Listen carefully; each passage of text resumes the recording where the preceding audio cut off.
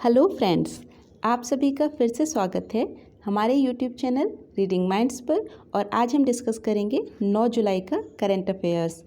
और यदि आपको मेरा वीडियो अच्छा लगे तो प्लीज़ इसे लाइक, शेयर और सब्सक्राइब ज़रूर करिएगा।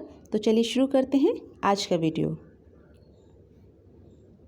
हाल ही में मत्स्य सेतु ऐप किस मंत्रालय द्वारा जारी किया गया है? तो यह है मत्स्य, पशुपालन और डेयरी मंत्रालय। आइए कुछ और फैक्ट्स देख लेते हैं। मत्स्य सेतु ऐप मछली पालक किसानों के लिए लॉन्च किया गया है। इसमें मछलियों के पालन से संबंधित सभी तकनीकी जानकारियाँ उपलब्ध होंगी कि इसमें ऑनलाइन सेल्फ लर्निंग कोर्स भी मुहैया कराया गया है, जिसके पूरा हो जाने पर किसानों को ई सर्टिफिकेट भी जारी किया जाएगा। इसे National Fisheries Development Board Hyderabad और ICMR Central Institute for Fresh Water Aquaculture Bhubaneswar द्वारा तैयार किया गया है। पुरुषोत्तम रूपाला को हाल ही में नया पशुपालन और मत्स्य डेयरी मंत्री नियुक्त किया गया है। सितंबर 2020 में प्रधानमंत्री मत्स्य संपदा योजना की शुरुआत की गई थी। हाल ही में चर्चा में रहा इंद्रजाल क्या है? तो यह है ड्रोन डिफेंस सिस्टम। आइए कुछ फैक्ट्स देख लेते हैं। इंद्रजाल भारत का पहला स्वदेशी ड्रोन डिफेंस सिस्टम है। ये आर्टिफिशियल इंटेलिजेंसी पर आधारित है और 1000 से 2000 स्क्वायर किलोमीटर तक के एरिया में सुरक्षा प्रदान कर सकता है ड्रोन्स के हमले से।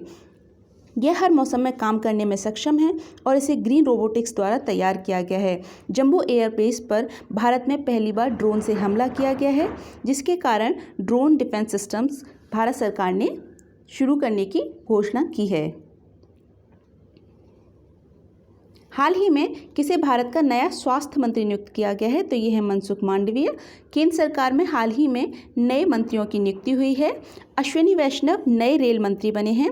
ज्योतिरादित्य सिंधिया नागरिक उड्डयन मंत्री हैं। नए शिक्षा मंत्री हैं धर्मेंद्र प्रधान। कानून मंत्री हैं किरण रिजिजू और खाद्य प्रसंस्करण मंत्री हैं पशुपति कुमार पारस। युवा और खेल मंत्री अनुराग ठाकुर। वर्तमान में केंद्र में सर्वाधिक महिला मंत्री हैं, जो कि 11 हैं। हाल ही में चर्चा में रहा लैम्डा क्या है? कोरोना वायरस का नया वेरिएंट। आइए इसके बारे में कुछ और फैक्ट्स देख लेते हैं। इसका वैज्ञानिक नाम C.37 है। ये दक्षिणी अमेरिकी महाद्वीप के देश पेरू में पहली बार पाया गया था। एशिया महाद्वीप में अभी केवल इजराइल में ही इस वेरिएंट का संक्रमण पाया गया है। यह डेल्टा वेरिएंट से भी ज़्यादा संक्रमणशील है। अल्फ़ा वेरिएंट सबसे पहले ब्रिटेन में मिला था, बीटा वेरिएंट दक्षिण अफ्रीका में, गामा वेरिएंट ब्राज़ील में और डेल्टा वेरिएंट सबसे पहले भारत में मिला था। अल्फ़ा, बीटा, गामा और डेल्टा वेरिएंट्स को WHO ने डेल्टा ऑफ कंसर्न घोषित किया है। एपिसिलॉन वेरिएंट की बात करें तो ये अमेरिका के कैलिफोर्निया में पाया गया कोरोना का वेरिएंट है। हाल ही में किस राज्य ने कोरोना की तीसरी लहर से निपटने के लिए कलर बेस्ड अलर्ट सिस्टम लागू करने की घोषणा की है? तो यह है दिल्ली। दिल्ली सरकार ने येलो अलर्ट, अंबर अलर्ट, ऑरेंज और रेड अलर्ट रंग आधारित रेस्पॉन्स सिस्टम जारी किया है, जिसमें येलो अलर्ट संक्रमण दर 0.5% से ज़्यादा होने पर जारी किया जाएगा। अंबर अलर्ट 1% से ज़्यादा कोरोना के पॉजिटिविटी रेट पर जारी किया जाएगा। ऑरेंज अलर्ट यदि कोरोना की संक्रमण दर 2% से ज़्यादा है तो ऑरेंज अलर्ट को जारी किया जाएगा। और सबसे ज़्यादा 5% से ज़्यादा पॉजिटिविटी रेट या 16,000 नए केस प्रति सप्ताह मिलने पर रेड अलर्ट जारी किया जाएगा। प्रसिद्ध खिलाड़ी केशव दत्त का हाल ही में निधन हो गया है। वह किस खेल से संबंधित थे? हॉकी। आइए कुछ और फैक्ट्स देख लेते हैं। केशव दत्त आज़ाद भारत की पहली ओलंपिक स्वर्ण विजेता हॉकी टीम के आखिरी सदस्य हाल ही में हो गया है। आज़ाद भारत ने लंदन ओलंपिक्स 1948 में हॉकी में स्वर्ण पदक हासिल किया था। भारतीय हॉकी टीम विश्व में सर्वाधिक ओलंपिक स्वर्ण पदक विजेता हॉकी टीम है, जिसने 8 ओलंपिक स्वर्ण पदक हासिल किए हैं। पहला स्वर्ण पदक वर्ष 1928 में एम्स्टर्डम ओलंपिक्स में हासिल किया था। भारतीय हॉकी टीम ने वर्ष 1928 से 1956 तक लगातार 6 ओलंपिक स्वर्ण पदक जीते थे। हाल ही में किस देश ने विश्व में पहली बार ओरल कैंसर के जीनोम वेरिएंट का पहला डेटाबेस तैयार किया है? तो ये है भारत। आइए कुछ फैक्ट्स देख लेते हैं। इसे DBT national institute of biomedical genomics द्वारा तैयार किया गया है। National institute of biomedical genomics Kalyani Paschim Bangal में स्थित है, जिसकी स्थापना 2009 में की गई थी और ये भारतीय जैव प्रौद्योगिकी विभाग के अंतर्गत काम करने वाली संस्था है। हाल ही में किस देश के राष्ट्रपति जोवेनेल मोइसी की गोली मारकर हत्या कर दी गई है? तो ये है हैती। आइए कुछ फैक्ट्स देख लेते हैं।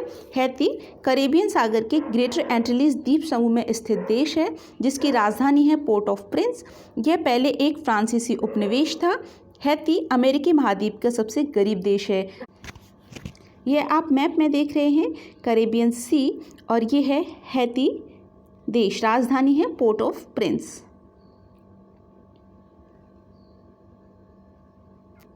जीआई टैग प्राप्त भालिया गेहूं की पहली खेप हाल ही में किस देश को निर्यात की गई है? तो ये है केन्या। आइए कुछ और फैक्ट्स देख लेते हैं। भालिया गेहूं की खेप केन्या और श्रीलंका देश को हाल ही में निर्यात की गई है। भालिया गेहूं गुजरात के भाल क्षेत्र में पैदा की जाने वाली गेहूं की विशेष किस्म है। भाल क्षेत्र में गुजरात के अहमदाबाद, आनंद और भावनगर जिले आते हैं। 2011 में इसे जीआई टैग प्राप्त हुआ था भालिया गेहूं को। भालिया गेहूं में प्रोटीन की सर्वाधिक मात्रा होती है और ये कम सिंचाई में भी उगने में सक्षम है। ये आप मैप में देख रहे हैं गुजरात, और ये अहमदाबाद, आनंद और भावनगर जिलों के मिला के भाल क्षेत्र कहलाता है। मैरीटाइम पार्टनरशिप एक्सरसाइज 2 दिवसीय नेवल युद्धाभ्यास भारत और किस देश के मध्य हाल ही में संपन्न हुआ है? तो यह है Italy. Maritime partnership exercise Italy के नेपल्स में संपन्न युद्धाभ्यास है। इसमें भारत के आईएनएस तबर ने भाग लिया है। आईएनएस तबर तलवार श्रेणी से संबंधित भारतीय जहाज है। इसे रूस द्वारा निर्मित किया गया है। आईएनएस तबर विश्व के विभिन्न देशों के साथ नौसेना अभ्यास में भाग लेगा। युद्धाभ्यास वरुण भारत और फ्रांस के मध्य संपन्न होगा। युद्धाभ्यास इंद्र भारत और रूस के मध्य संपन्न होगा। ये आप मैप में देख रहे हैं इटली, जिसकी राजधानी है रोम, और ये है नेपल्स, जिसके नज़दीक मैरीटाइम पार्टनरशिप एक्सरसाइज संपन्न हुई है। Thanks for watching my video. और यदि आपको मेरा वीडियो अच्छा लगे तो प्लीज़ इसे लाइक, शेयर और सब्सक्राइब ज़रूर करिएगा। मिलते हैं नेक्स्ट वीडियो में।